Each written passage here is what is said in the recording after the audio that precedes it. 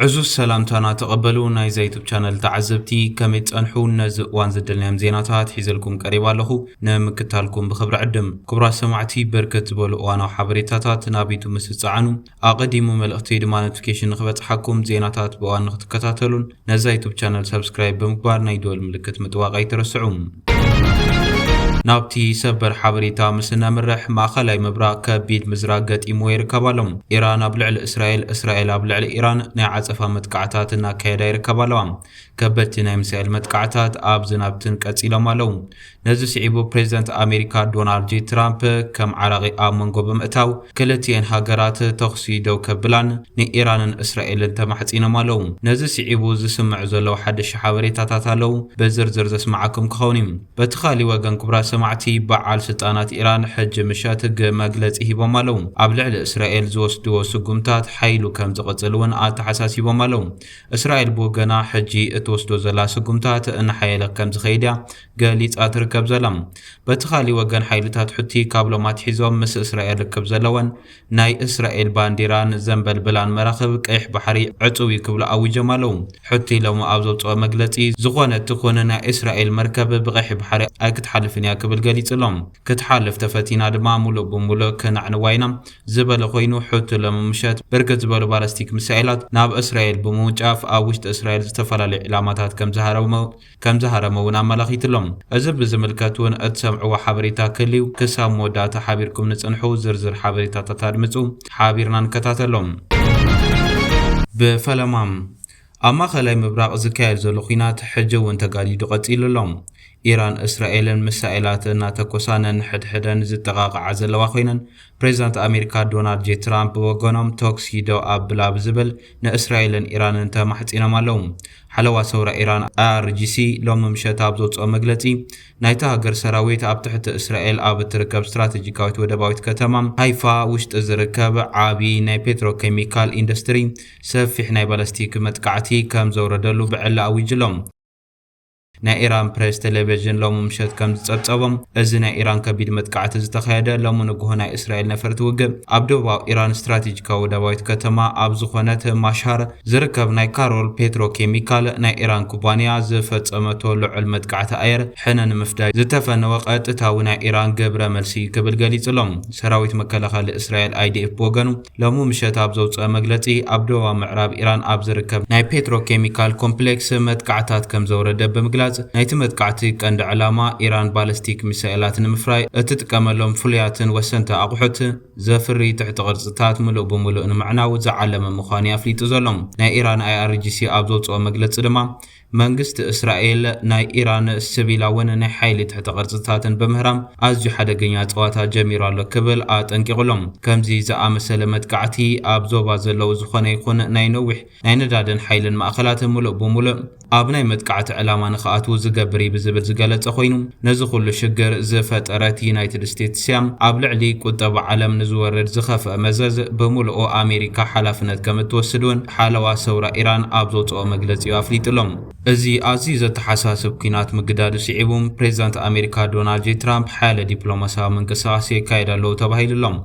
بريزيدنت دونالد ترامب أبتلو السوشيال محبرة ومرخبهم أبزح لفوه تسملغتي إسرائيل إيران بهوتوز تقصدو أبيلن نسم مع مقراز تقصي أداون كزرق حالوان كبلو توعي تقريبا مالهم مرخب تحفاشات إسرائيل كم زملغتو بريزيدنت دونالد جي ترامب قدما منستر إسرائيل بنجامين نتانياهون قدمز توسن ساعات ناي تليفون زررب كم زكايدو تسبتيبان اللوام ولاكوا بالزعبا استزراربو لقداي علاوة حبريتات زيها اللوام ناي إسرائيل شانر 10 تخلتا كم زتسبتبهم إسرائيل مس إيران أبز تبارع حدش وقم أبقى صالة عين سقمتي كتوسد كم زلوام كساب حجينا مودا توسانا أحلفتن كبل قليت لهم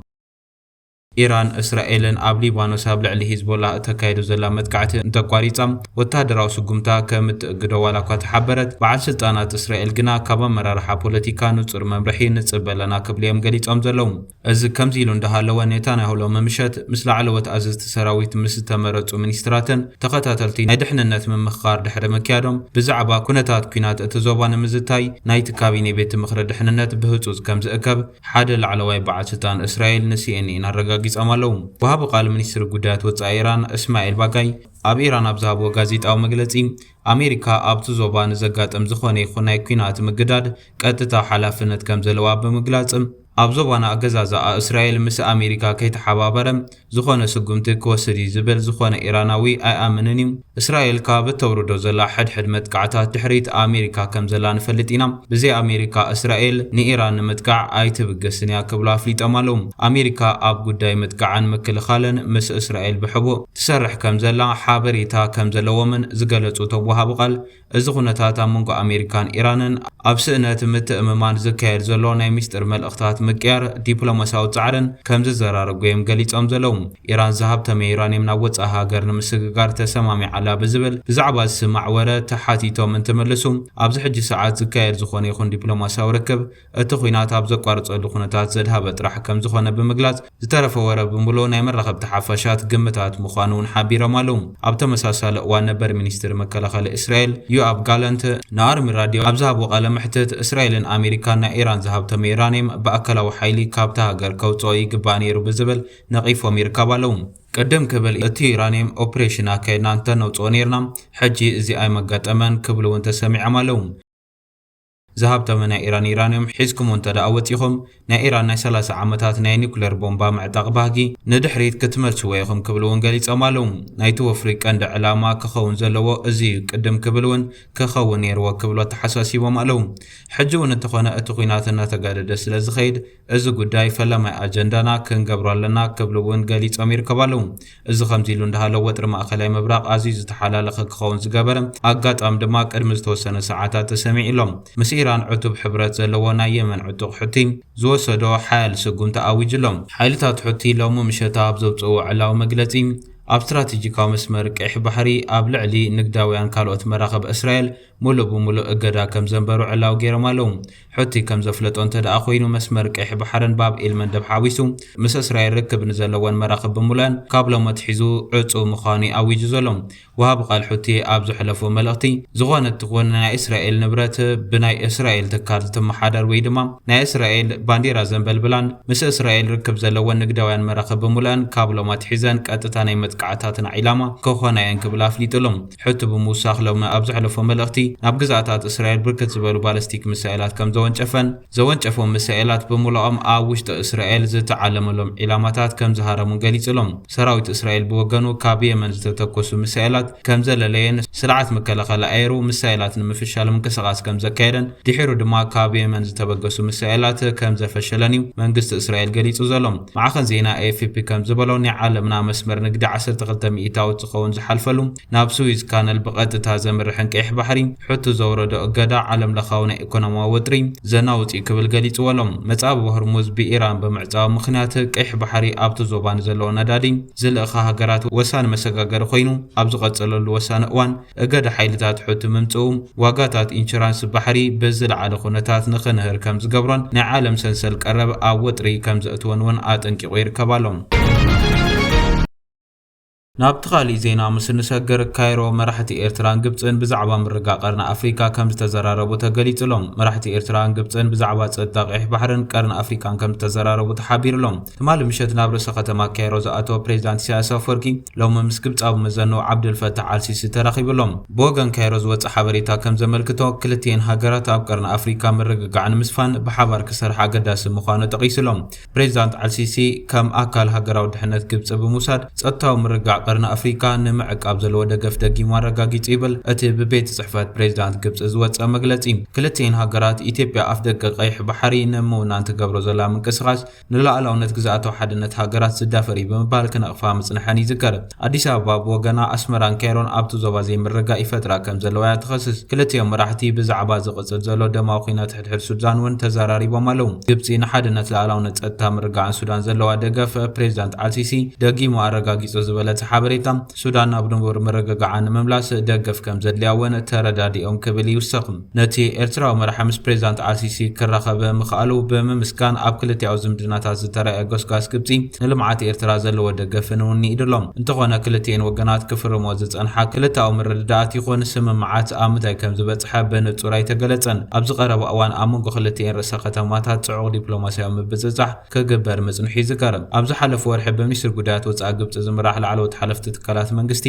ዝርከብዎም ጉጅለ ልኡኽ ኣብ ኣስመራ ብምብጻሕ ዝተፈላለዩ ስምዓት ፈሪሙ ነይሩ። ፕሬዚዳንት ኢሳያስ ብወገኑ ኣብ ወርሒ ሕዳር 2025 ናብ ካይሮ ብምኻድ ምስ ኣልሲሲ ተዘራሪቡ እዩ። ፕሬዚዳንት ኢሳያስ ኣብ ዝሓለፈ ጥቅምቲ ኣብ ግብፂ ናይ 5 መዓልታት ዑደት ብምክያድ ምስ ፕሬዚዳንት ዓብድልፈታሕ ኣልሲሲ ተራኺቡ ከም ዝዘተየ እውን ይዝከር። እቶም ክልተ መራሕቲ ኣብ ርክቦም ብዛዕባ ዞባዊ ምዕባለታት ጸጥታዊ ውሕስነት ጉዳይ ባሕርን ኣብ ተዘራረቡሉ እዋን ፕሬዚዳንት ኣልሲሲ ሃገሩ ንላዕላውነትን ግዝኣታዊ ሓድነት ኤርትራ ንምድጋፍ ዘለዋ ጽኑዕ ተወፋይነት ደጊሙ ኣረጋጊጹ ምንባር ይዝከር። ኣብዚ እዋን እዚ ኣብ መንጎ ኤርትራን ግብፅን ብደረጃ መራሕቲ ይኹን ሚኒስትራት ጽዑቕ ርክባት ይካየድ ምህላውን ይፍለጥ። ኣብ መፋረቕ ሚያዝያ እውን ብሓላፊ ቁጠባዊ ጉዳያት ግደፍ ሓጎስ ገብረ ህይወት ዝምራሕ ልኡኽ ኤርትራ ምስ ግብፃውያን ሚኒስትራት ወጻኢ ወፍሪ ንግዲ ኢንዱስትሪን መጓዓዝያ ኤሌክትሪክሲትን ጸዓትን ሕርሻን መሬትን ከምኡውን ሓለፍቲ ትካላት ባንክን መድሓኒትን ተረኺቡ ከም ተዘራረበ ይዝከር። ፕሬዚዳንት ኢሳያስ ኣፈወርቂ ብወገኑ ኤርትራ ምስ ኩባንያታት ግብፂ ኣብ ጽላት ጸዓት መጓዓዝያ ዕደና ሓበራዊ ልምዓት ፕሮጀክት ክትሰርሕ ድልውቲ ምዃኑ ሓቢሩ ነይሩ። ነዚ ኣብ መንጎ ኤርትራን ግብፅን ዝግበር ዘሎ ምሕያል ዝምድና ወገን ኢትዮጵያ ብጽቡቕ ከም ዘይጥመት ክግለጽ እውን ጸኒሑ። ኢትዮጵያ ግብፂ ምስ ኤርትራ ስምምዕ መጓዓዝያ ባሕሪ ድሕሪ ምኽታማ ኣብ ቀይሕ ባሕሪ ቀጥታዊ ኣፍ ደገ ባሕሪ ንምርካብ ንዝግበር ዘሎ ጻዕርታት ሰላም ንምትዕንቓፍ ንምዝራግን ትንቀሳቐሳላ ብምባል ክትከስስ ተሰሚዓ እያ። ብሓሙስ 21 ግንቦት 2026 ወሃብ ቃል ሚኒስትሪ ጉዳያት ወጻኢ ኢትዮጵያ ኣምባሳደር ነቢያት ጌታቸው ኣብ ዝሃቦ ጋዜጣዊ መግለጺ እቲ ካብ ካይሮ ዝመጽእ ዘይሃናጽ ውዲት ነቲ ኢትዮጵያ ብሰላማዊ መንገዲ ኣፍ ደገ ባሕሪ ንምርካብ ዘለዋ ድሌት ንምዕንቃፍ ኣቓልቦን ምስራቕን ዝዓለመ እዩ ክብል ገሊጹ ነይሩ። ሚኒስትሪ በድር ዓብደላጢ ኣብ ኣስመራ ምስ ማዕኸናት ዜና እታ ሃገር ኣብ ዝገበረ ቃለ መሕተት ጸጥታን ምሕደራን ቀይሕ ባሕሪ ናይተን ኣብ ገማግም እቲ ባሕሪ ዘለዋ ሃገራት ጥራሕ ፍሉይ ሓላፍነት ክኸውን ከም ዘለዎ ብምግላጽ ኣብ ገማግም ባሕሪ ዘይርከባ ሃገራት ኣብ ቀይሕ ባሕሪ ምስ ተኣሳሰሩ ዝኾነ ይኹን ስምምዓት ናይ ምእታው መሰል ከም ዘይብለን ቀጥታዊ መልእኽቲ ሓሊፉ ነይሩ እዩ። ኣብ ሕዳር 2025 ምስ መንግስታዊ መራኸቢ ብዙሓን ስዑድ ዓረብ አልዓረቢያ ኣብ ዝገበሩ ቃለ መሕተት ዶክተር በደር ጂኦግራፊ ወዲ ሰብ ክቕይሮ ዘይክእል መለኮታዊ ፍርዲ እዩ፣ ኢትዮጵያ ድማ ክሳዕ ምጽኣታ ዓለም ወደብ ኣልቦ ኮይና ክትጸንሕ እያ ብምባል ኢትዮጵያ ኣብ ቀይሕ ባሕሪ ዝኾነ ግደ ከም ዘይህልዋ ብምግላጽ ንኢትዮጵያ ቆጢዑ ምንባሩ ይርስዓን። ፕሬዚዳንት ኢሳያስ ቀዳማይ ሚኒስትር ኣብይ ኣሕመድን ጀነራላቱን ታሪኻውያን ጸላእትና ኣብ ስላታት ዝጀመርዎ ናይ ጽምዶ ወፍሪ ብባንዳታት ደቂ ሃገር ሰላም ኢትዮጵያ ክዘርጉ ምስ ተዓጠቑ ሓይልታት ዘካይድዎ ዘለዉ ርእይቶ ጻብኦ ክንሰብር ብምሉእ ዓቕምና ተዳሊና ኣለና ኣብ ዝብልሉ ዘለዉ ሳልስቲ እዩ ዝገይሽ ዘሎም። ቀዳማይ ሚኒስትር ኣብይ ኣብ ዝቕንያት ብስም ከይተቐሰ ታሪኻውያን ጸላእቲ ዝብል ክስታት ከስምዕ ቀኒየሎም። ብወገን ኢትዮጵያ ታሪኻውያን ጸላእቲ ዝበሃላ ኣባሃላ ግን ንግብፂ ዘነጻጸረ ምዃኑ እዩ ዝፍለጥ። ብዙሓት ብሃቐነን ጎስቋስን ኣዲስ ኣበባ ዝስከፉ ኤርትራውያን ሃገሮም ምስ ግብፂ እትገብሮ ጸጥታ ቁጠባ ስምዓት ንናይ ኢትዮጵያ ስጋት ክብድህ ትፅቢት ይገብሩ። ብኻሊእ ወገን ኤርትራ ምስ ስዑዲ ጥቡቕ ዝምድና ክትፈጥር እንከላ ኢትዮጵያ ብወገና ምስታ ኣብ ጉዳይ ሱዳን ጸጥታ ምትእታው ትገብራላ ተባሂላ ትኽሰስ ሕቡራት ኢማራት ዓረብ ዘለዋ ዝምድና ክትሓይሎ ምጽንሓ ይፍለጥ። ኢማራት ንዝቐርበላ ክስታት ጭብጥታት ምትእትታው ኣብ ሱዳን ብቐጻልያ ክትነጽጎ ትስማዕ። ኣብ ዝሓለፈ ወርሒ ሚኒስትሪ ጉዳያት ወጻኢ ግብፂ ዶክተር በድር ዓብድላጢ ዝመርሖ ላዕለዋይ ልኡኽ መንግስቲ ግብፂ ኣብ ኤርትራ ዑደት ብምግባር ምስ ፕሬዚዳንት ኢሳያስ ተራኺቡ ንግብፂ ንኽበጽሕ ዕድመ ፕሬዚዳንት ኣብጽሒሉ ምንባሩ ድማ ይዝከር። ኣብቲ ኣጋጣሚ ኤርትራ ግብፅን ሓበራዊ መስመራት መራኸቢ ንምምዕባልን ምትእስሳር ወደባት ኣብ ቀይሕ ባሕሪ ንምሕያልን ወግዓዊ ስምምዓት ምትሕባር መጓዓዝያ ባሕሪ ኣብ ኣስመራ ከም ዝተፈራረማ እውን ተገሊጹ ነይሩ እዩ። እምበር ክቡራት ተዓዘብቲ ነዚ እዋን ዘድልኒ ሓበሬታ ዝመስል ነይሩ። ብኻሊእ ዜና እስካዕ ንራኸብ ሰላም።